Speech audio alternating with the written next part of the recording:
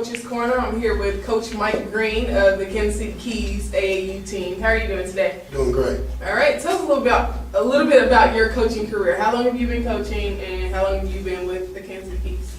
Well, I've been coaching roughly about 10 years. It started with my son. He was around 6 years old, and he played for some other teams. We started out in South Suburban, and I decided to start my own organization, me and another coach, Jacinto Scott. I've had other coaches with me along the way, but we started our team about 10 years ago. We was the KC Keys after that. Well, we was the Fighting Irish for 7 years, and then we switched over to the KC Keys for a year. I also moved to the KC Celtics for a year, but this year I'm back with the Keys, and we're going to finish out our kids' career with the KC Keys. Great organization.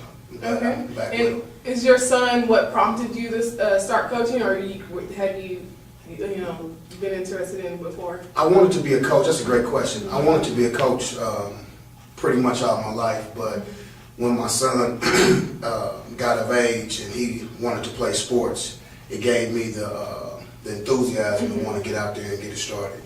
Okay, and take us into your practice. How intense is your practice? I know your player said it's pretty intense, but how do you motivate your kids? Well, that's I mainly try to focus on game situations mainly. Yes, we do drills. We work on skill set from dribbling to shooting. But one of my mottos that I teach is I teach them for the next level. My motto is I'm not teaching you to win an 8th grade or a 9th grade basketball game. I'm teaching you for the next level, whether it's high school or college. And I try to learn everything I can from different coaches that I've watched to give my kids the best, quality of practice. But it's very intense. We don't walk. Once you get around on that court, cross those lines, you can never walk on my court. Okay, so would you say your philosophy of coaching is intense, or what is your philosophy? It's very intense.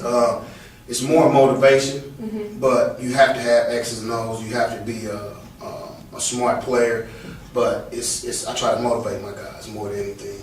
Okay, and as a coach of 10 years, what would you say the top priority of a student athlete should be? Oh, that's without question the grades. Without question the grades. I've had very good players play for my organization before and just couldn't get it right in the classroom. And I can't let you play if I know you have bad grades. But most importantly, the grades. But you also have to be a gym rat. A lot of young men nowadays they're not gym rats. They entered other things, but the ones who work the hardest are the ones who's going to make it. All right, Coach Green. How do you recruit your players?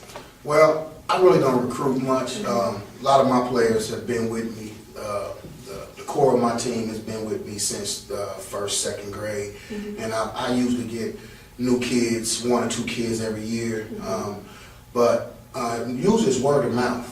Our kids, our parents see our team play. We maybe play them in another team, or they see our team, or they see me at a basketball game. A lot of kids know me, so it's just a lot of different ways. But if I see a kid and he looks like he's in my age group, I will holler at him. But other than that, most of the time it's usually word of mouth, or just they seeing the product that we put on the court, and they usually come contact me. Okay, so you've grown with your kids. How important do you think it is to build that relationship and be with your kids and see them through? That's a very good question, because I've had most of the core of my kids again since the 2nd grade, and we wasn't as good as we are now.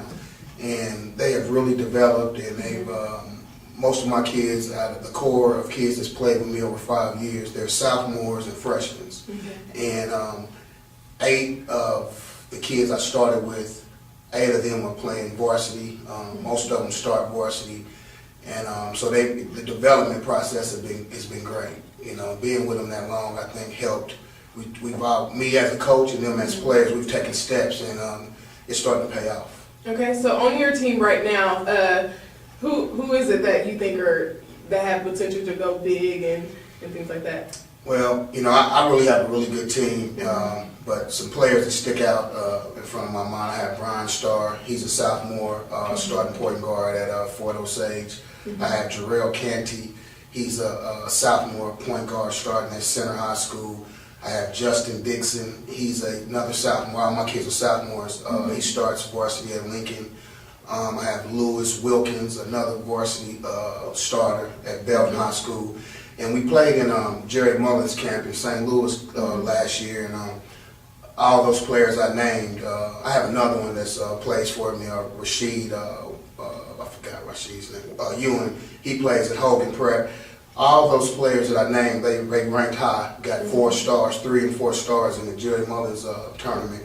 So, and it's several more that I haven't named, and I'm sorry, don't get mad at me, but it's other players. But I believe that one of my 10 core players that's played with me over the past 10 years, I believe one of them could got a chance to win Player of the Year before their high school career is over with. All right. So, what do you think the difference in high school basketball and AAU basketball as a coach? Mainly is the structure. High school coaches want a lot more structure, and they're more purists to their running their offense and the way they want sets ran. In AAU, we get up and down the floor, but we have to run sets. We have to execute. We have to play defense, but it's the competition. I mean, last year we probably played 60 AAU games last year, and I believe we played some of the top players every tournament, at least one top player, and just going against a better competition where sometime on the high school on Wednesday night you're playing lesser teams. Sometime a team, a better team could just roll a team, but you don't have many blowouts because you're always playing against very good competition. Okay. And where is AAU taking you traveling wise, and what games stand out in your mind? Wow, we've been St. Louis several. We go there every year. We go to Iowa. We go to Minnesota. Just a lot of the Midwest cities. This year we're really going to put Vegas on the map. We're probably going to go to Memphis. We go to Arkansas. It's taken me a lot of places. I mean, the different people I've met, different coaches, different styles and things I've learned. I mean, I'm quick to write down a set I see another coach run or a different style of doing things, and I just love it. I love the game.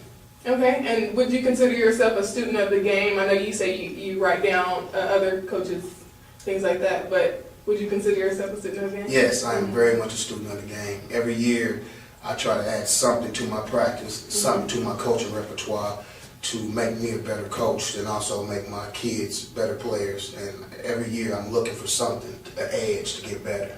Okay, and how's the season going so far? Do you have any rivals? Yes, the season hasn't started yet. AAU season kind of kicks in around March, middle and end of March, and everybody's my rival. I plan on beating everybody. There's some really good AAU teams out there. I don't need to say any names.